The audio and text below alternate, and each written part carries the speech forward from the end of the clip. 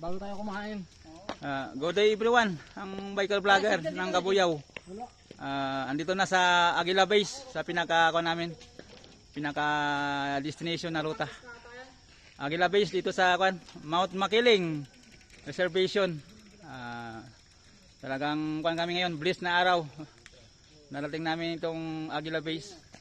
Isa to sa mga paboritong destination ng mga bikers na mahilig mag-bike adventure. Ito yung pinaka ruta na laging dinadayo ng mga bikers kagaya namin.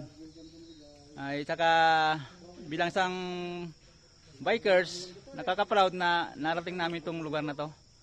Kasama ko yung mga safety crew at saka safety officer ng Megapack, ng MPC.